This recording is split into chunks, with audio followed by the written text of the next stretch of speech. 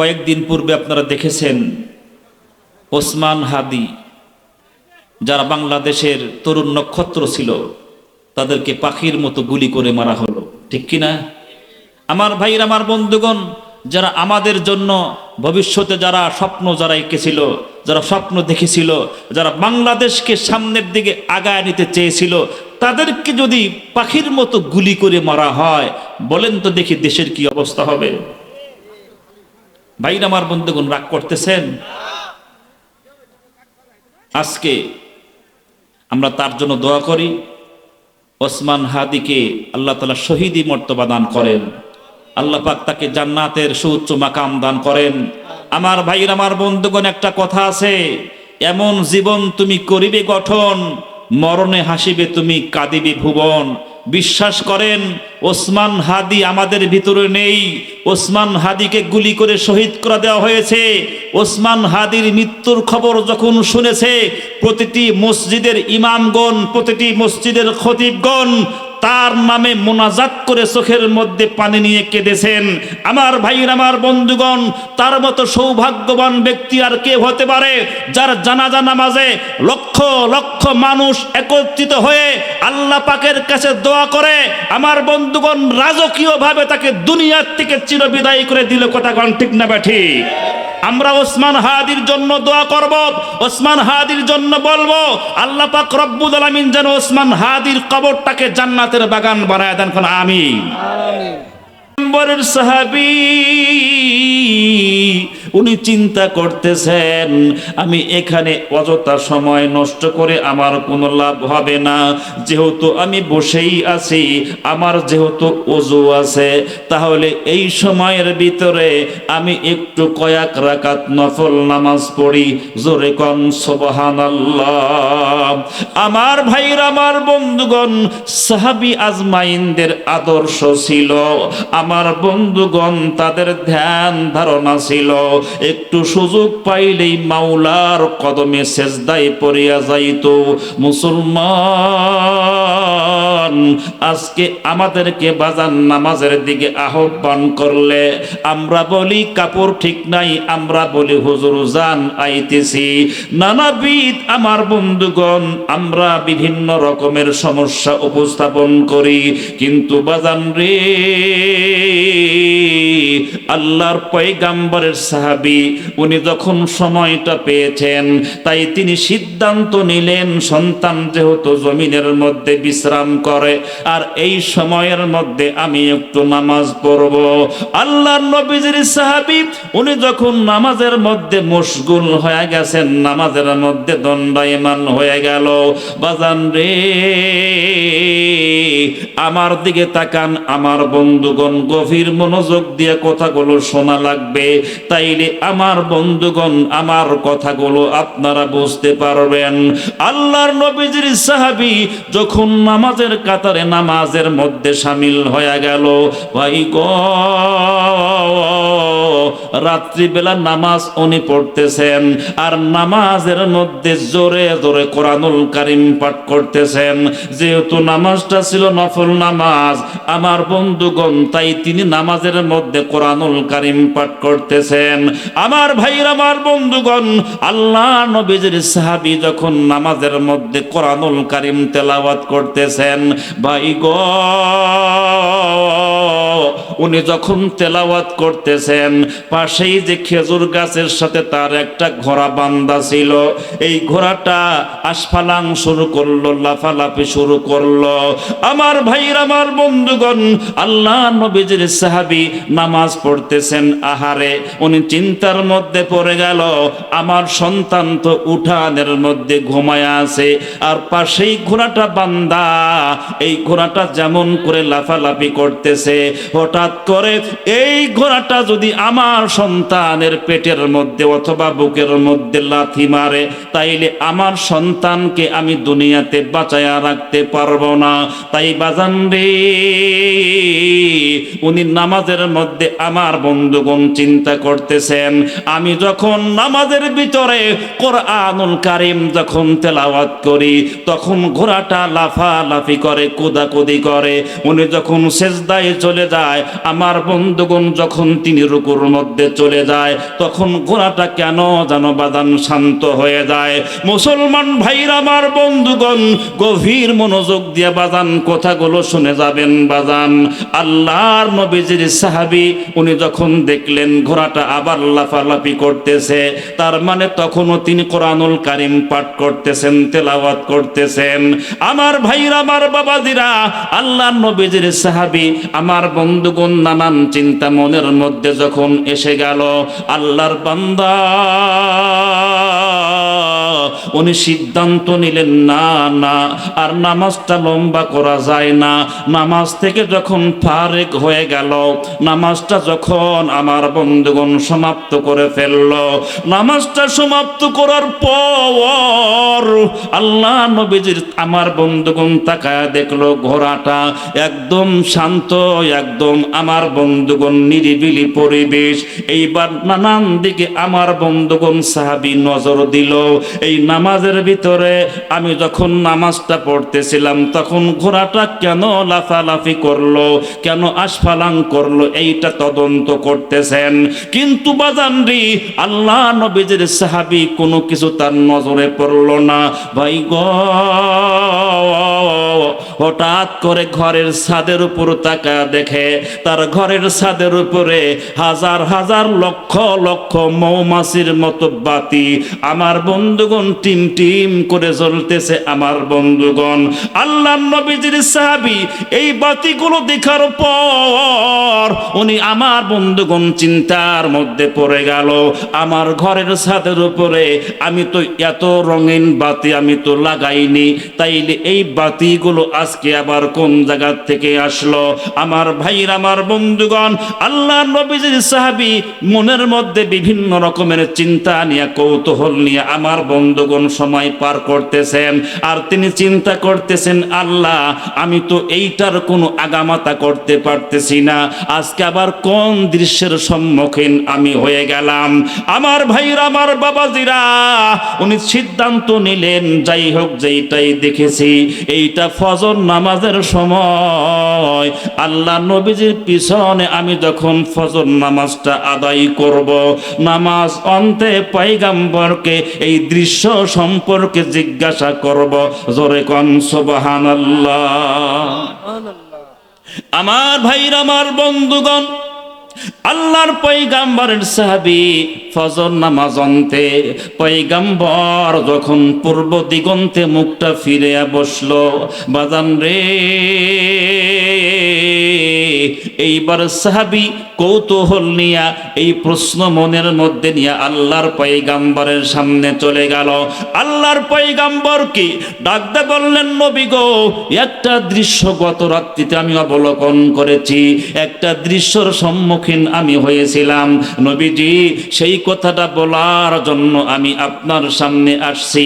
আল্লাহর পয়গম্বর সাহাবীর দিকে তাকায়া ডাকদা বলল, ঠিক আছে তুমি কি দেখেছো আমার কাছে বলো। বাজান রে সমস্ত বৃত্তান্ত আল্লাহর পয়গম্বরের সামনে যখন বলল, আল্লাহর পয়গম্বর ডাকদা বলল, সাহাবীরে তুমি যখন নামাজের ভিতরে কোরআনুল কারীম পাঠ করতেছিলে, তুমি যখন নামাজের ভিতরে কোরআনুল কারীম তেলাওয়াত করতেছিলে, আমার আল্লাহ আরশে আজিম থেকে তোমার ঘরের ছাদের উপরে রহমত আর বরকত আল্লাহ নাজিল করেছিল। জোরে কোন সুবহানাল্লাহ। মুসলমান ভাইরা আমার বন্ধুগণ, আল্লাহর পয়গম্বরকে ডাকতে বললেন, নবী গো, তাইলে আমার যে একটা ঘোড়া বাঁধা ছিল, এই ঘোড়াটা এমন আস্ফলন করলো কেন, লাফালাফি করলো কেন? আল্লাহর পয়গম্বর এইবার সাহাবীকে ডাকদা বলল, রে আমার সাহাবী তুমি শোনো, তোমার ঘোড়াটা আল্লাহ পাক রব্বুল আলামিন যেই ফেরেশতা জমিনের মধ্যে অবতীর্ণ করেছিলেন, তোমার ঘোড়া সচক্ষে এইটা দেখেছে। ফেরেশতাদেরকে দেখে ঘোড়া শান্ত থাকতে পারে নাই। জোরে কোন সুবহানাল্লাহ।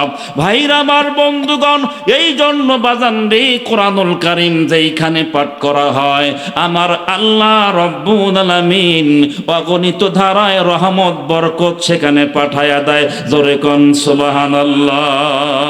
সুবহানাল্লাহ। কোরআন এমন একটা কিতাব যেইটা শুনলে মানুষের দিল শান্ত হয়ে যায়। আল্লাহু আকবার।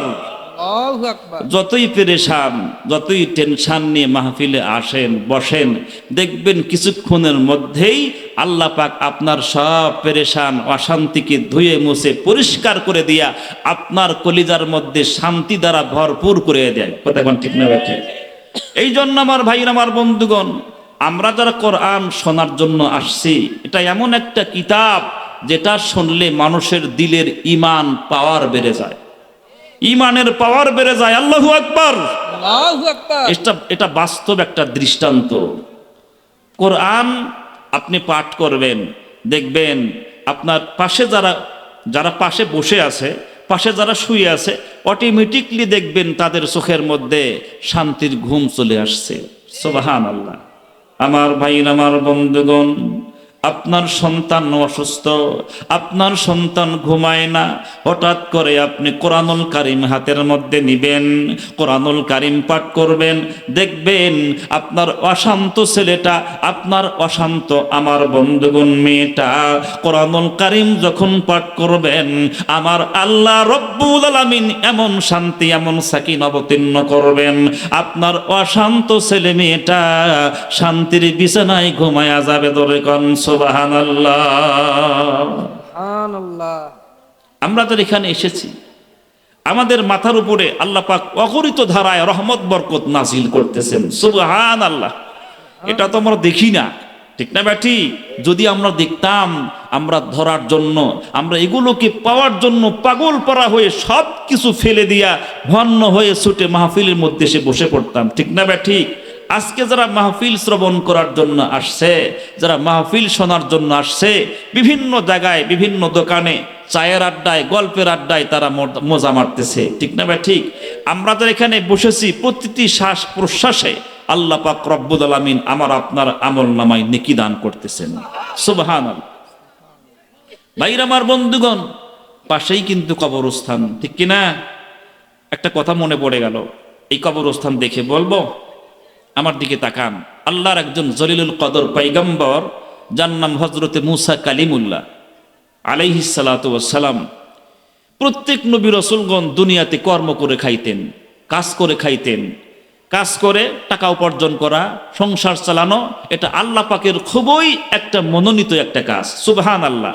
একটা পছন্দের একটা কাজ। যারা খেটে খায় তাদেরকে আল্লাহ তাআলা বন্ধু বলছেন, আল কাসিবু হাবিবুল্লাহ। আল্লাহু আকবার। আল্লাহু আকবার। যারা খেটে খায় তাদেরকে আল্লাহ বন্ধু বলছেন, দোস্ত বলছেন। সুবহানাল্লাহ। আমার ভাইরা আমার বন্ধুগণ, পয়গম্বর আলাইহিস সালাতু ওয়াস সালাম উনি কোনো একটা কাজের জন্য বাড়ির থেকে বের হয়েছেন। রাস্তার পাশেই অনেক দূর যাওয়ার পরে দেখতে পাচ্ছেন অনেকগুলো কবর, ভাঙ্গা ভাঙ্গা লম্বা লম্বা কবর। আমরা যখন রাস্তার পাশে দিয়ে হেঁটে যাই, যদি কোনো কবরস্থান দেখি, তখন কিন্তু আমরা থমকে দাঁড়াই, সালাম দেই, আসসালামু আলাইকুম ইয়া আহলাল কুবুর, ঠিক না বা ঠিক? এই সালাম দেওয়া এটা হলো নবীজির আদর্শ। সুবহানাল্লাহ। কোন এই যে কবরস্থান কেন্দ্রিক মাদ্রাসা যারা আপনারা করছেন, আমি এই বিষয়ে কথাগুলো পরে বলবো। আমার দিকে তাকান। আল্লাহর পয়গম্বর হযরতে মুসা কালিমুল্লাহ উনি যাচ্ছেন রাস্তা দিয়ে, যাইতেই দেখতে পাইলেন রাস্তার পাশে অনেকগুলো কবরস্থান দেখা যায়, ভাঙ্গা ভাঙ্গা কতগুলো কবর দেখা যায়। আমার ভাইয়ের, আমার বন্ধুগণ, আল্লাহর পয়গম্বর হযরতে মুসা আলাইহিস সালাতু ওয়াস সালাম কবরটা দেখার সাথে সাথেই উনি থমকে দাঁড়ায়া গেছেন। এখানে এত বড় বড় কবর, লম্বা লম্বা কতগুলো কবর দেখতে পাচ্ছেন। বাজান রে, কবর কিন্তু এমনি লম্বা হয় না। লম্বা মানুষের জন্য আমার বন্ধুগণ লম্বা কবর, খাটো মানুষের জন্য ছোট কবর, বাচ্চার জন্য বাজান ছোট ছোট কবর। বাজান রে, বড় কবর দেখলেই টের পাওয়া যায়, আন্দাজ করা যায়, তাইলে এই লোকটা মনে হয় অনেক লম্বা ছিল। আল্লাহর পয়গাম্বর বড় বড় কবর দেখার কারণে উনি একটু সেখানে দাঁড়ায়া গেছেন। উনি কিন্তু বাজান ওনার কর্ম করার জন্য রওনা হয়েছেন, উনি কিন্তু কাজের জন্য বাজান বাড়ি থেকে বের হয়েছেন। কিন্তু বাজান রে, লম্বা লম্বা কবর দেখার কারণে আল্লাহর পয়গাম্বর দাঁড়ায়া গেছেন। বাজান রে, কার জন্য জানো আজকের মাহফিলটা শেষ মাহফিল? কার জন্য জানো জংলার বাস আমার বন্ধুগণ প্রস্তুত হয়ে আছে? কার জন্য জানো সাদা মার্কিন কাপড় দোকান পর্যন্ত চলে আসছে? কার জন্য জানো বাজান রে মসজিদের ওই খাটনি অপেক্ষায় আছে? এই জন্য ভাইরা আজকে জীবনের শেষ বয়ান মনে করে বয়ান করতেছি, জীবনের শেষ বয়ান মনে করে বাদান কথাগুলো শোনা লাগবে। আল্লাহর পয়গাম্বর লম্বা লম্বা কবর দেখার কারণে উনি সেইখানে বাদান থমকে দাঁড়ায়া গেছেন। পয়গাম্বরের নবুয়তের চক্ষু দিয়ে যখন কবরের দিকে তাকাইছে, আরে কবরের দিকে তাকানোর সাথে সাথেই উনি বাজান বিশাল বড় একটা আযাবের দৃশ্য দেখল, বিশাল বড় একটা ভয়ঙ্কর আযাবের দৃশ্য দেখল। আল্লাহর পয়গাম্বর তাকা দেখতেছেন, কার যেন কবর, কবরের মধ্যে আগুনগুলো দাউ দাউ দাউ দাউ করে জ্বলতেছে, আর কবরের ভিতরে বিষাক্ত সর্প আমার বন্ধুগণ আল্লাহর বান্দাকে কামড়াইয়া ধরিয়া রাখছে। লোকটা ষাঁড়ের মতো চিৎকার করে কাঁদতেছেন আর বলতেছেন আমারে বাঁচাও। আল্লাহর পয়গাম্বর এই দৃশ্য দেখার সাথে সাথেই মনটা বড় খারাপ হয়ে গেল, মনটা বড় মলিন হয়ে গেল। বাজান রে, যার যার কবর তার তার হিসাব দেওয়া লাগবে, জন জন বান্দা গর গর হিসাব দেওয়া লাগবে। মুসলমান ভাইরা আমার বন্ধুগণ, দুনিয়ার ঘর সাজানোর জন্য কত আসবাব আপনি ঘরের মধ্যে লাগাইলেন, কিন্তু ভাইজান যেই কবরে অনাদিকাল আমি আপনি থাকব, সেই কবরের জন্য আমি আপনি সামানা তৈরি করলাম না। আল্লাহর পয়গাম্বর মনটা বাজান ব্যথিত করে, অনেক মনটা খারাপ করে, সেইখান থেকে তার কর্মর দিকে রওনা হয়ে গেল। বাজান রে, কিতাবের লিখক কিতাবের মধ্যে বয়ান করেছেন আল্লাহর পয়গাম্বর সকাল থেকে সন্ধ্যা পর্যন্ত ময়দানের মধ্যে কর্ম করলো। ময়দানের মধ্যে কাজ করার পর বিকাল বেলা যখন তিনি বাসার মধ্যে বাদান ফিরবি, এইবার পয়গাম্বর চিন্তা করতেছেন আমি যেই পথ দিয়ে সকাল বেলা কাজের জন্য বের হয়েছিলাম, ওই রাস্তার পাশে একটা কবরের মধ্যে ভয়ঙ্কর আযাব দেখছিলাম। আল্লাহ, ওই কবরের আযাব এখন কি চলমান আছে? যাই হোক বাজান রে, মনের মধ্যে অনেক কৌতূহল নিয়ে পয়গাম্বর সেই পথ দিয়েই আবার রওনা হয়ে গেল। হাঁটতে হাঁটতে হাঁটি হাঁটি পা পা করতে করতে যখন কবরস্থান পর্যন্ত চলে গেল, কবরস্থানের ময়দানে যাওয়ার পর আল্লাহর পয়গাম্বর এবার তাকা দেখতেছেন ওই কবরের ভিতরে আর কোনো আযাব নাই, ওই কবরের ভিতরে আমার আল্লাহ শান্তির বাতাস ঢুকায়া দিয়েছেন। চিৎকার দিয়া কন সুবহানাল্লাহ। আমার ভাইরা, আমার বন্ধুগণ, আমার বাবাজিরা রে, মনটা নরম করতে হবে, দিলটা নরম করতে হবে। আমি দেখব আমার কোন বাপ কাঁদতে পারেন, কোন বাপ চোখের মধ্যে পানি ফেলতে পারেন। আল্লাহর পয়গাম্বর হযরতে মূসা কালিমুল্লাহ যখন কবরের সামনে দাঁড়াইছে, হায় রে হায়, উনি তাকা দেখতেছেন সকালবেলা যেই কবরের মধ্যে আগুন দেখতে পাইছিলাম, যেই কবরের মধ্যে বিশাল বড় বড় অজগর সাপ আমি দেখতে পাইছিলাম, কিন্তু এখন দেখতেছি তার কবরে সুন্দর জান্নাতের গালিচা বিছানো হয়েছে, তার কবরের ভিতরে সুন্দর আমার বন্ধুগণ পোশাক পরানো হয়েছে। এইবার আল্লাহর পয়গম্বর আল্লাহকে ডাকদা বললেন, মালিক রে, আমি তো সকালবেলা এই কবরের মধ্যে কঠিন আযাব দেখছিলাম, আল্লাহ তোমার বান্দার কবরে আর কোনো আযাব নাই, বলো তো গো মাওলা, কোন আমলের বিনিময় তোমার বান্দার কবরের আযাব মাইনাস করে তুমি জান্নাতের ফয়সালা করে দিলা।